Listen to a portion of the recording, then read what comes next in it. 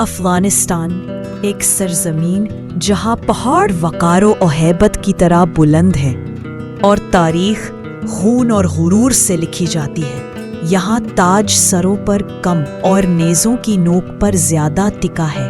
اس جنگ زدہ ماحول میں 19 جنوری 1891 کو کابل کے شمال میں ایک گاؤں کلکان میں ایک بچے نے جنم لیا جس کا نام حبیب اللہ رکھا گیا۔ ذرا بڑھا ہوا تو گاؤں کی مناسبت سے اسے حبیب اللہ کلکانی کہا جانے لگا۔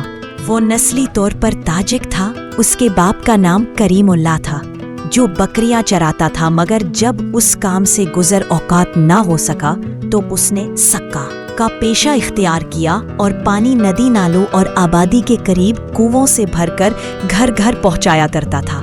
انگریزوں کے ساتھ جنگ میں افغان سپاہیوں کو بھی پانی پلاتا تھا۔ اس وجہ سے حبیب اللہ کو تحقیر کے طور پر بچہ سکا کہا جاتا ہے۔ بچہ سکا کے باپ نے اسے پڑھانے کی بہت کوشش کی، مگر وہ آوارگی کو پسند کرتا تھا اور بالکل بھی پڑھائی میں دل نہ لگاتا۔ اکثر اسکول سے غائب رہتا۔ آہستہ آہستہ وہ بدماش اور عواش لڑکوں کی صحبت میں بیٹھنے لگا، جس کی وجہ سے اس میں چوری اور قمار بازی کی بری عادتیں پختہ ہونے لگیں۔ دور جوانی 1926 میں وہ شاہی فوج میں بھرتی ہوا اور ایک عام سپاہی کی حیثیت سے کام کرتا رہا۔ ایک دفعہ وہ 10 یوم کی رخصت لے کر گھر جانے کی نیت سے روانہ ہوا تو اپنے ساتھ سرکاری بندوق بھی غیر قانونی طور پر لے گیا۔ جب وہ کابل سے آگے احمد کوتل کے مقام پر پہنچا تو اس کا سامنا چند رہزنوں سے ہوا۔ اس نے مقابلہ کر کے ایک کو قتل کر دیا۔ جب وہ واپس کابل آیا تو سرکاری بندوق کو غیر قانونی طور پر اپنے پاس رکھنے اور قتل کے الزام میں 5 ماہ قید کی سزا کاٹی۔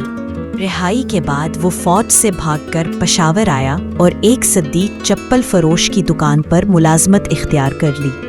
1927 میں اس نے اپنی قہوے کی دکان کھولی۔ انہی دنوں پشاور پولیس کو افغان حکومت کی طرف سے بلا عذر فوج سے بھاگنے پر بچہ سکا کے وارنٹ گرفتاری موصول ہوئے۔ پولیس میں ایک واقف کی اطلاع پر وہ پشاور سے فرار ہو کر خفیہ طور پر افغانستان میں داخل ہوا اور وہاں پہنچ کر ڈاکہ زنی کرنے لگا۔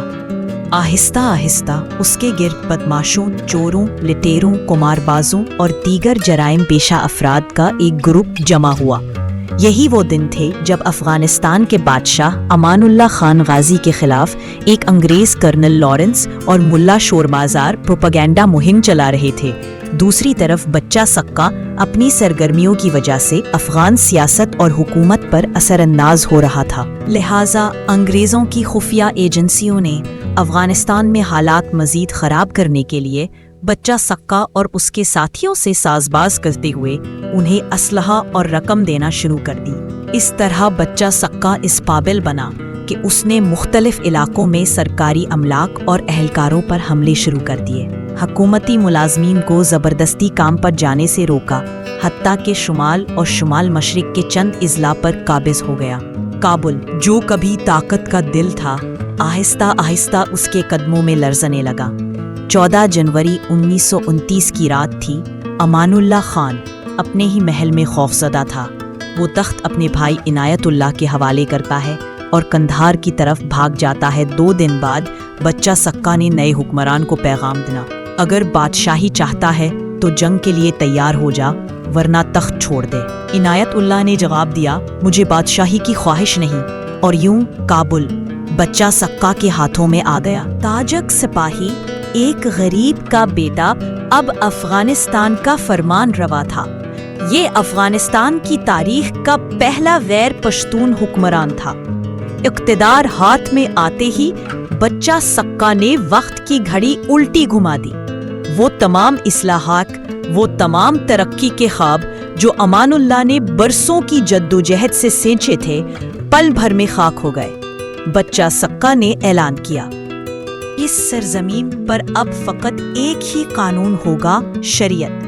مردوں کے لیے داڑھی منڈوانا حرام قرار پایا، امامہ پھر سے لازم، اور عورت کو حکم ملا کہ وہ بغیر محرم کے گھر سے باہر قدم نہ رکھے۔ جس کابل میں کچھ ماہ پہلے سرکاری افسران کی بیویاں بے پردہ محفلوں میں شریک ہوتی تھیں، وہی کابل اب اپنی بیٹیوں کو پردوں کے سناٹوں میں قید دیکھنے لگا۔ لڑکیوں کے اسکولوں کے دروازے بند ہو گئے، ان کے صحنوں میں جو ہنسی گونجتی تھی وہ اچانک خاموش ہو گئی۔ اور یہ صرف پردہ نہیں تھا، یہ ذہنوں پر تالے لگانے کی شروعات تھی۔ اسلامی دنیا کی زبانیں چھوڑ کر کافروں کی زبانیں پڑھانا گناہ ٹھہرا دیا گیا۔ وہ لڑکیاں جو ترکی کے یونیورسٹی ہالوں میں ایک نیا افغانستان ڈھونڈ رہی تھی، انہیں واپس گھر بلا لیا گیا، حتیٰ کہ وزارت تعلیم اور وزارت انصاف تک مٹا دی گئی۔ گویا قلم اور ترازو دونوں توڑ کر زمین پر پھینک دیے گئے۔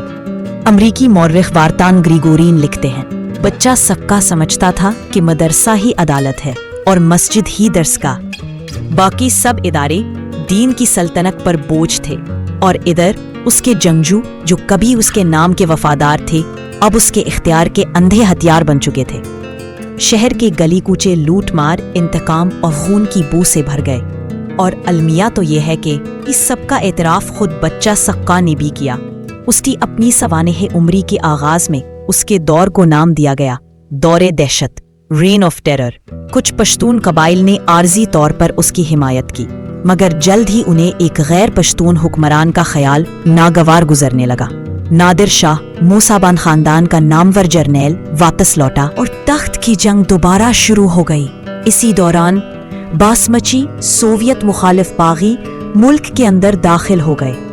افغانستان لرزنے لگا، مگر تاریخ کے رقص میں طاقت کسی ایک ہاتھ میں ہمیشہ نہیں رہتی۔ ماہ ہا ماہ جنگ جاری رہی اور دونوں جانب حالات بدلتے رہے، مگر ستمبر تک قبائلی لشکر کابل کے گرد گھیرا ڈالنے میں کامیاب ہو گئے۔ بالآخر 12 اکتوبر 1929 کو بچا سکا کابل چھوڑ کر جبل و سراج بھاگ گیا۔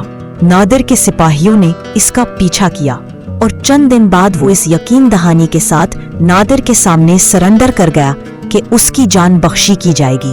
کہا جاتا ہے کہ نادر شاہ نے قرآن پاک پر جان بخشی کا حلف دیا، مگر 1 نومبر 1929 کا دن تھا جب بچا سکا اور اس کے 13 قریبی ساتھیوں کو گولی مار دی گئی۔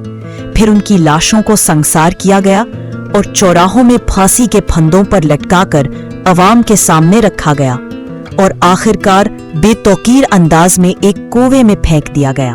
نادر، جو اب نادر شاہ کے لقب سے افغانستان کا نیا حکمران بن چکا تھا، بعد میں یہ کہتا رہا کہ اس نے تو ڈاکو بادشاہ کو معاف کر دیا تھا، مگر اس کے ساتھ کھڑے قبائلی سرداروں نے مطالبہ کیا کہ غدار کو زندہ نہیں چھوڑا جا سکتا۔ بچہ سکا کے آخری الفاظ تھے، مجھے خدا سے کچھ مانگنے کی ضرورت نہیں، اس نے مجھے سب کچھ دے دیا، میں بادشاہ بھی بن گیا۔